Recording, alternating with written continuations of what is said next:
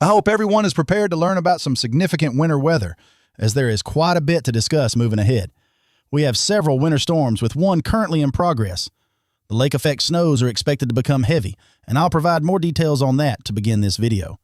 Following that, I will share information about the next winter storm risk expected to enter our region within the next day or so, spreading across a large portion of the country throughout the entire upcoming weekend. We are also monitoring an additional time frame for another winter storm risk, starting in the plains and eventually moving toward the eastern United States. To conclude the video, we will discuss this unusual weather pattern as we enter December. My name is Mitch, and I'd like to wish you all a happy Thanksgiving. I hope you are all doing wonderfully out there. I want to take a moment to express my gratitude to each and every one of you. You have given me the opportunity to share my passion for weather, and I will always be thankful for that. If you haven't subscribed yet, please do so. If you enjoy the video, feel free to give it a like. And if there's anything you would like me to pray about or over, please share it in the comments below. Now, let's get started on this beautiful Thanksgiving morning. Snow is falling across much of the Great Lakes region. The images you see here depict lake effect snow bands, which are particularly heavy in upper Michigan and also in lower Michigan. We have lake effect snow bands originating from Lake Erie, especially between Buffalo and Erie, but Buffalo appears to be dry at the moment. We will need to monitor how these lake effect snow bands shift over the next 24 to 48 hours. We are currently experiencing a rather intense lake effect snow band emerging from Lake Ontario into the Tug Hill Plateau, just as expected. Now I would like to shift our attention to the Mid-South area, where we are seeing some activity show up on the radar. If you are tuning in from northern Alabama, northern Mississippi, Tennessee, or surrounding states, please let me know if you're noticing any flurries to start off your day. The GFS model hinted at this over the last couple of days, so I wouldn't be entirely surprised. Let's keep moving forward. I want to discuss the upcoming 24 to 36 hours. This is the NAM model, and we will begin this at 100 p.m. Central Time, which is 2 p.m. Eastern Time. We will keep this moving here. As we progress into this evening, we will continue to observe these intense lake effect snow bands persisting in essentially the same areas getting affected right now. As we transition into overnight and tomorrow morning, conditions will start to calm down somewhat in the western lakes, such as Lake Michigan and Lake Superior.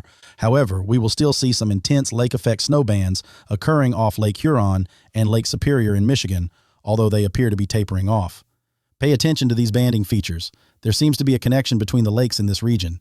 We might begin to see some snow in Buffalo as we move into tomorrow morning. One thing I am closely monitoring as we approach tomorrow evening is that some of this lake effect snow could breach its expected area and move a little further east, possibly bringing snow to Massachusetts. It has been quiet in southern New England lately, with winter beginning to unfold quietly in terms of winter weather. The temperatures have been low, but we have not seen any significant early season winter weather yet. Some of the lake effect snow bands may extend and break containment, reaching places like Albany and the Berkshires, with even a chance for some flurries in Scranton late tomorrow night. We will see if anything reaches New York City. We will keep analyzing this situation. Now, regarding snowfall over the next 48 hours, this information pertains purely to lake effect snow. If you reside in this red area, you could see over another foot of snow. Marquette may receive 8 to 9 inches. Therefore, there's still much snowfall expected in these areas. Now, moving to lower Michigan, here are your expected additional snowfall totals. Detroit may see about 1 inch to 1/2 inch. Grand Rapids might receive another inch or two, while Kalamazoo could experience 2 to 3 inches of snow. The further southeast or southwest you travel in lower Michigan, more snow is anticipated with this winter storm moving in over the next few days. Traverse City is expected to receive another 5 to 6 inches of snow. Northern lower Michigan could accumulate an additional 8 to 12 inches of snow. As we shift to Illinois and Indiana, around 1 to 2 inches of snow may be possible in northern Indiana. Please share what you are experiencing in these areas. Additionally, northern Ohio, particularly Cleveland, might see approximately 1/2 foot of snow before around 1 a.m. Saturday. As you travel along Interstate 90, you will enter pockets where significantly more snow could fall, about 8 to 12 inches. Moving forward, we examine Pennsylvania, with northwestern regions of the state favored for lake effect snow. Erie may see another 5 to 6 inches, while St. Mary's could receive 3 to 4 inches. Pittsburgh may experience 1/10 of an inch of snow, just enough for a light dusting on the ground. However, Jamestown is expected to be hit hard, with nearly 1.5 feet of snow accumulating between now and roughly 1 a.m. Saturday. Heading up to the Buffalo area and the Tug Hill Plateau, Rochester may receive 2 to 3 inches, while Buffalo may only receive about an inch. Although just south, as someone mentioned in the comments, the southern towns or Southtowns are forecasted to receive several inches to over 1.5 feet of snow. Watertown could see around 7 to 8 inches, and Syracuse might accumulate 9 to 10 inches. The Finger Lakes area may see 1 to 2 inches, but the Tug Hill Plateau in this reddish area is likely to receive over 1 foot of snow. Now, let's focus on preparing for the next winter storm. We do have winter storm watches active in Montana and some winter weather advisories. The winter storm watches are indicated in this teal color, while the pink represents winter storm warnings. I want to highlight that the storm begins in the northern Rockies, but let's concentrate on this particular area. These winter storm watches extend from parts of South Dakota down to some regions in Nebraska. For example, Omaha is under winter storm watches, along with Des Moines, which covers a substantial part of Iowa. In fact, the entire state of Iowa, except for some counties in the southwestern part, is under winter storm watches. We even have winter storm watches extending as far south as St. Louis. The next storm is trending increasingly wintry for you all. Springfield is also under winter storm watches, while Chicago residents are right in the heart of it, with winter storm watches extending up to Milwaukee, Madison, and Janesville. These watches do not extend all the way up to Minneapolis, stopping south of your area, with Rochester also under winter storm watches. This is for the upcoming storm. Additionally, I anticipate that more winter storm watches will be issued over the next 24 hours or so, likely including more areas in Indiana and lower Michigan. I wanted to make sure to mention that. We have the NAM in our range, and we will have to switch to the Euro model. I conducted a poll asking if you prefer this site or Weather Bell. I believe what I will do is utilize this site for the shorter-term forecasts with these short-range models, then switch back to Weather Bell for longer-range forecasts. That seems to be the strategy I will adopt for now. I hope you find it enjoyable. I trust you can see the town names clearly. We'll begin our forecast tomorrow morning at 8 a.m. Eastern Time. If you're in Central Time, remember to adjust it back an hour. Moving forward, we will reach tomorrow afternoon, starting with a potentially intense banding feature. It may be a mix of rain and snow, but I expect this will primarily be snow. Sioux Falls down to Omaha may start to experience a wintry mix. However, things will significantly change as low pressure forms in the south. As we approach around 9 or 10 p.m. tomorrow night, that heavy band could really set up. This line will reach its peak around 3 or 4 o'clock in the morning on Saturday. Let's continue on through to daybreak. Here we are, looking at 7 or 8 o'clock Saturday morning. It remains snowing back in the Dakotas and Montana. Some snow may even stretch as far south as Denver. There may be a little dry slide here, but that will turn into heavy wet snow in Omaha and Lincoln. How will it start, though? Will it begin as snow in Omaha, or will it flip back and forth? For instance, the pink areas indicate a wintry mix. Des Moines appears to receive only snow, along with most of Iowa. However, a warm nose may develop from this low pressure. Let's keep moving forward without getting too caught up in the details. We should focus on the broader picture here. As we approach 8 or 9 a.m. Saturday morning, heavy snow will be advancing toward Milwaukee, Chicago, and Madison. Look down here at St. Louis. There's a complicated setup. For instance, in St. Louis, you might initially see a wintry mix, then briefly transition to heavy wet snow. Those on the southern edge of this precipitation field may have some challenges with surface temperatures, while those on the cold side, where the temperature is just right for snow, might experience what I like to refer to as flakes resembling bowling balls. Of course, not literally, but large, fluffy snowflakes could be anticipated in this region. This is expected around 6 or 7 a.m. on Saturday morning. As we continue to project forward, we'll extend our forecast as far as the NAM can take us, which is midday Saturday. For those who enjoy football and snow, it's going to be rivalry weekend in this region. I believe I previously mentioned Big Ten. I think it's really the Big 12 now. Nevertheless, we have a snowstorm approaching, so make sure to stay tuned and prepare for some exciting snow games. This is indeed a substantial winter storm traversing the Midwest. Chicago appears to be facing solely snow. We'll monitor the trends closely. Just observe this significant band of snow forming here. Indianapolis might be impacted, although it currently depicts rain. This is likely to begin with heavy, wet snow. I need to reiterate the different towns and locations as I'm trying to bounce back and forth between states while picking up where we previously left off with the NAM model. This is the latest Euro model we have, though actually it is not the most recent, but we are about to receive the latest update. Here we are, with not much change occurring. As we approach the middle of the night from Saturday night into Sunday, we're expecting a major snowstorm to be occurring across Chicago, Milwaukee, Green Bay, Kalamazoo, Grand Rapids, and Indianapolis, with all of those areas transitioning to snow as it begins to make its way into Detroit.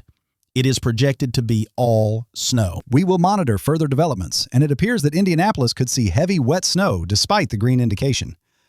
I still have to remember various town names and areas while switching back and forth between states. Let's return to where we just left off with the North American model. This is the latest Euro model, although we're about to receive an updated version. Not much has changed at this point. By the middle of the night, Saturday into Sunday, an all-out snowstorm will be affecting areas of Chicago, Milwaukee, Green Bay, Kalamazoo, Grand Rapids, and Indianapolis as snow begins moving into Detroit as well. Here in Toledo, it is still snowing, moving back into Des Moines, Minneapolis, Janesville, Madison, Eau Claire, La Crosse, and Peoria. There is a cutoff that appears to transition to rain in St. Louis. Kentucky will see only rain, but I recommend keeping an eye on northern Kentucky and Evansville, even though it looks like rain is the primary forecast for this model through Sunday morning. Snow continues to fall across nearly all of Michigan, piling up on top of previous snow. This system is now beginning to shift into the eastern United States, particularly the Northeast. As this weather front progresses by Sunday afternoon, we may experience a wintry mix, especially in the cold air damming areas of West Virginia and Virginia, where the cold air gets trapped just east of the Appalachian Mountains. This situation affects nearly every state shown in pink on the map. Areas in pink could experience freezing rain, while those in orange indicate sleet and blue represents snow. Sunday morning could start as a significant wintry mess across Pennsylvania. As for the intensity of this storm in the forecasted area, the low pressure is anticipated to sweep across the Northeast, causing many locations that begin with wintry weather to transition to rain. We will fine-tune this information for the Northeast as we proceed. The good news is that we align well with the National Weather Service forecast for approximately 75% of this storm's path. Let's begin in Montana, recognizing that I often don't cover much of the western regions. However, I still want to share the expected snow accumulation forecasted from now until about 5 a.m. on Saturday.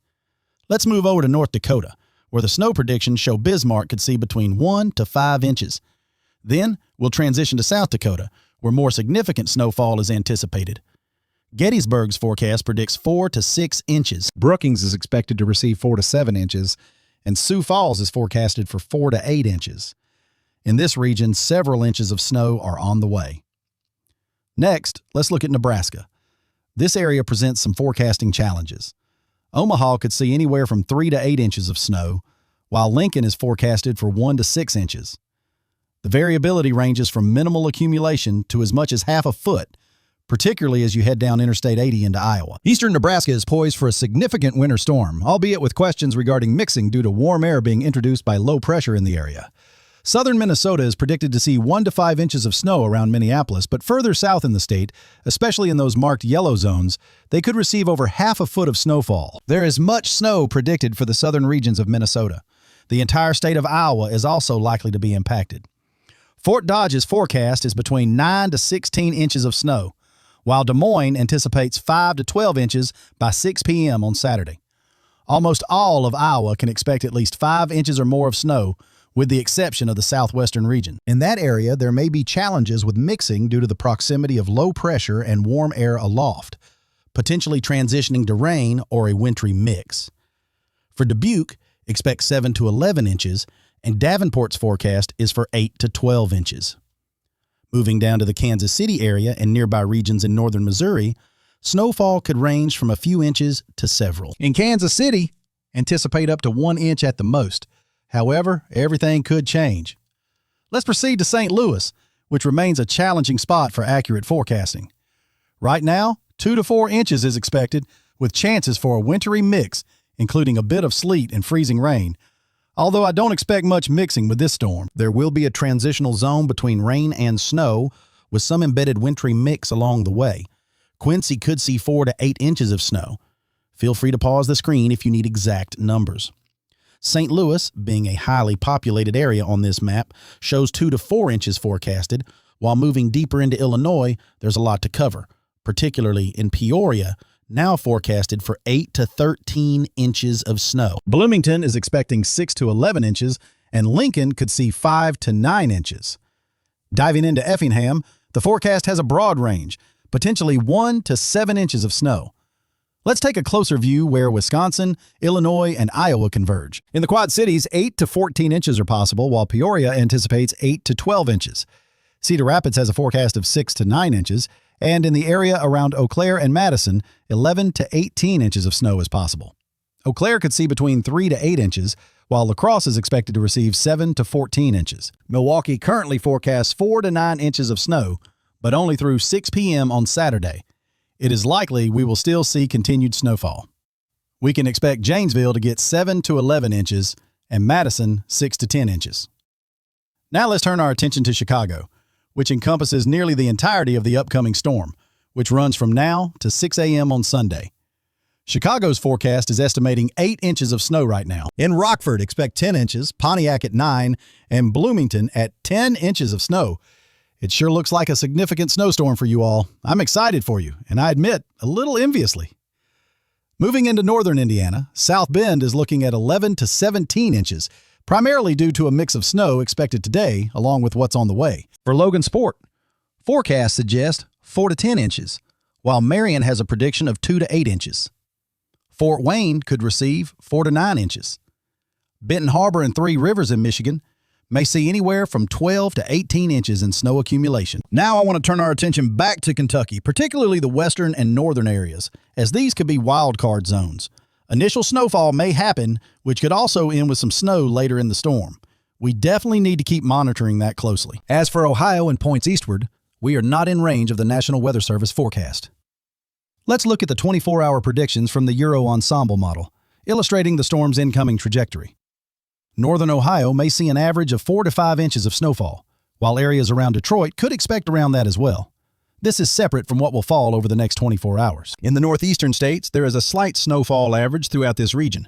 We still need to pinpoint the precise location of low pressure as it transitions across this area into Sunday and Monday. This is going to be a bit tricky for northeastern forecasting.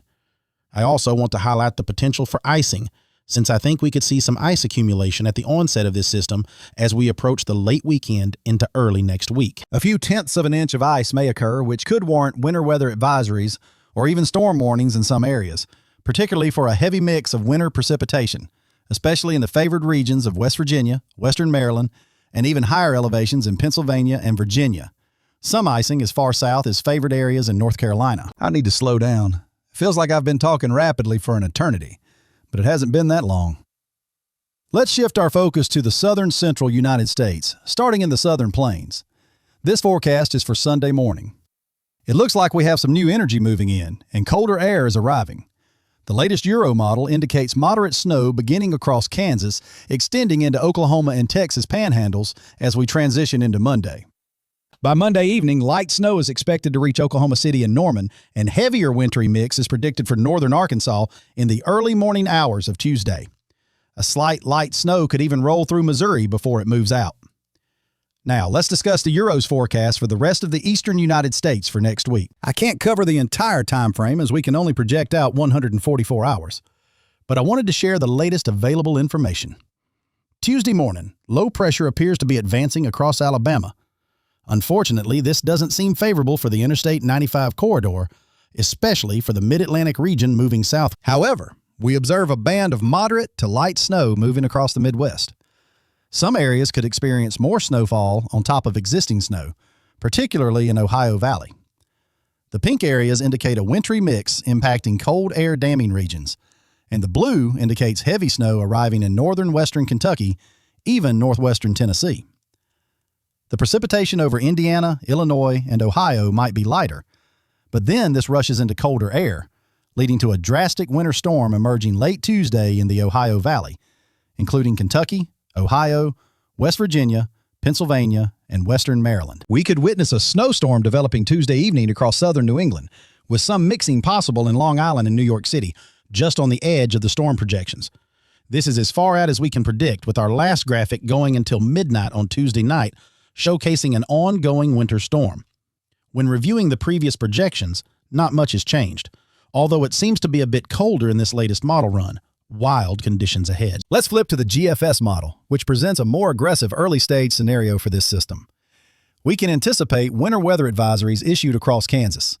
A band of heavier snow is projected Monday afternoon across northern Missouri, with light snow emerging in Oklahoma and a wintry mix developing in central and northern Arkansas. We might even see freezing rain in the pink portions, sleet indicated in orange, with a more extensive winter weather event anticipated for Arkansas and western Tennessee by Monday evening. The GFS appears to be giving a more robust outlook for our friends in the southern plains. Reviewing the GFS for the eastern United States, we see this low-pressure system moving through the deep south, featuring a stronger winter weather event forming. However, the Euro model has adjusted closer to the GFS projections, showing a more intense system regarding precipitation, what I refer to as beefed up. The peril of icing is marked in pink, while heavy snow may commence as early as DC, depicting a much stronger winter weather situation. However, I will say that the Euro model has shifted somewhat in alignment with the GFS, as the Euro was initially more subdued, but is now moving closer towards a more robust system in terms of precipitation. Lastly, we anticipate icing in the pink areas, along with heavy snow potentially starting as snow around Washington, D.C. However, it indicates a stronger winter weather event on the way. I want to point out that the European model has leaned slightly towards the global forecast system. Initially, the European model suggested a more subdued system, but now it aligns better with a more robust forecast regarding precipitation. By robust, I mean increased amounts of precipitation. We have icing represented in pink, and this indicates heavy snowfall. We might even start out with snow in Washington, D.C. Baltimore. While I'm not providing a full forecast, I want to point out that with a pressure of 994 millibars near the mid-Atlantic and southern New England, we could see significant precipitation. This means much-needed rain for the southeast. However, I don't anticipate a substantial winter weather event for the southeast. We ought to keep our eyes on Tennessee and Kentucky, though, as we have a notable winter storm on our hands. As we head into Tuesday evening, some snow is possible in the Cumberland Plateau and the mountains of Tennessee and North Carolina. We'll certainly keep an eye on that. There is much to discuss here. When we look at the latest Euro ensemble models, you'll notice the snow footprint dropping down, which isn't ideal. We currently don't have the latest model, so we'll revert to the operational model. What you will observe is the signal of that upcoming winter storm we discussed earlier that's heading for the Midwest disappearing. Instead, there is a signal showcasing a quick inch to an inch and a half of snow across the central plains. There are even a few tenths of an inch of snow indicated for areas in Oklahoma before this system moves away. Now, when we examine the entire eastern United States, there is a slight indication from the Euro ensemble for some snow as we approach next week. The snow projection for next week appears to be much further north than the operational run suggests. However, it certainly strengthens as we move into Tuesday and Wednesday across the Northeast. We're looking at an ensemble average that indicates a few inches across the Northeast.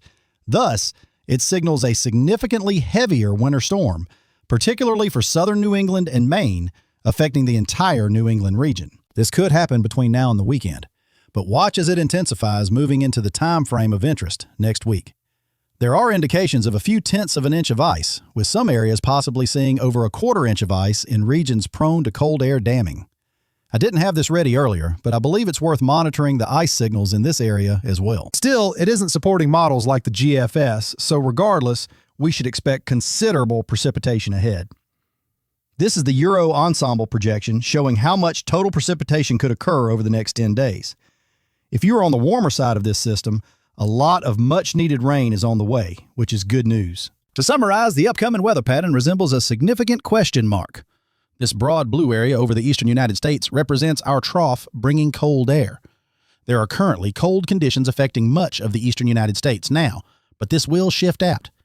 You'll notice this blob of blue here. This signifies our winter storm progressing through the Midwest and other areas of the country. That region up there indicates our cold air feeding into the low-pressure system. So if we analyze this, we can see the storm system itself, which could generate its own cold air as well. Moving beyond this, we still see cold air feeding down. This extension of blue represents lower pressure, suggesting that a storm system is developing. However, it's worth noting that this cold airflow isn't strong enough to inhibit this storm system's development. There is potential for this pattern to trend more towards that, but this specific cold air feed, originating from a significant trough over Canada, is pushing in a bit of lower pressure. This is what we're looking at for next week. After that, it's uncertain. There's a signal indicating another trough could dip down in the 7 to 10 day range. I plan to monitor this closely as it could bring a wave of cold air by next weekend. However, it's essential to focus on what's happening right now as there are still many variables to consider. Comparing temperatures to the average, the areas in blue and green represent the colder temperatures. On the other hand, the warmer colors such as reds, oranges, and yellows indicate temperatures that are warmer than average. While these may not be warm by any means, they are certainly warmer than the average temperature we're accustomed to. This Saturday, temperatures will remain below average across the eastern United States due to a lingering cold front that has passed through. By Monday, this Arctic air will have permeated into the eastern United States. Initially, we anticipated early next week to be quite warm in the southeast, but that perception has changed. We may see a warm day or two, but I wouldn't classify it as warm. As late next week approaches, it appears that cold air will continue to linger in the region. There might be another period of warmth followed by a significant cool down again, but as I mentioned earlier, this is 10 days out, so there's no need to get lost in the details just yet. To wrap this up, let's look at the latest with the Madden-Julian Oscillation, or MJO, and see if we have any new updates. There doesn't seem to be much change. Let's revisit this and outline it in the simplest terms. The MJO phases 4, 5, and 6 indicate warmer phases. Generally, we find ourselves in a warm-dominated pattern for the lower 48 states, though we can still experience bursts of cold air. Phases 8, 1, and 2 are recognized as colder phases. Phase 7 serves as a warm phase for certain regions and a cold phase for others. Phase 3 is somewhat similar, while phases 6, 5, and 4 align with warmer phases, while phases 8, 1, and 2 align with colder phases. So where do we stand and where are we headed? It's currently the 27th of the month, coincidentally, Thanksgiving. Therefore, we should be in Phase 7 now, having transitioned out of Phase 6. Currently, we are in Phase 7. The patterns we observe in the week ahead confirm that Phase 7 is indeed supported well by the models. Cold air is coming down, correlating with this phase in the MJO. Regarding our progression, we anticipate transitioning through Phase 7 and eventually making a loop to Phase 1. This pattern of looping is evident once again. As we slip into this lower amplitude phase, we will loop, and it seems around mid-month we may enter the desirable phase for winter weather enthusiasts, Phase 8. This pattern continues to appear. If you're a fan of winter weather like me, you're hoping for sustained movement through Phases 8, 1, and 2 during the prime winter months, especially late December into January. There's a very real possibility we might achieve this. Nothing has changed in this regard. To conclude, I genuinely believe that model guidance will continue to grapple with determining the correct MJO phase we're advancing towards. I firmly think we are heading into Phase 8, which could support what looks to be an eventful latter half of December. I've discussed a memorable December for weeks now, and while the back and forth has been considerable, it remains a valid prediction. We are already priming December for activity. Technically, we are concluding November as the winter storm currently affecting the Midwest falls under this month, but there are numerous changes ahead. That's all I have for today. I sincerely appreciate your tuning in. We'll have another video for you later tonight. God bless you all, and have a wonderful Thanksgiving. I can't stress enough how grateful I am for each of you. And I must quickly mention our Bible devotion. I almost overlooked it, but I'm here to remind you. In 1 Chronicles chapter 16, verse 34, it simply states, "Give thanks to the Lord, for he is good. His faithful love endures forever." This sentiment aligns perfectly with Thanksgiving. I've always emphasized the importance of giving thanks to the Lord in both good and challenging times. He always looks out for us, even when we may not be mindful of ourselves. Isn't that the truth? I am profoundly grateful that we serve a God who has already accounted for our mistakes and, let's be candid, our shortcomings and detours in life. He has already charted a course for us and continually seeks to redirect us back to his divine plan for our lives. That unconditional love is something I can never take for granted. We all recognize how our earthly desires can lead us away from God's will, which makes it essential to pray and draw closer to him, doing what we must to facilitate that connection. Thank you, everyone. God bless you all. I wish you a wonderful day, and I look forward to speaking with you again. Thank you all for joining today. May God bless each of you.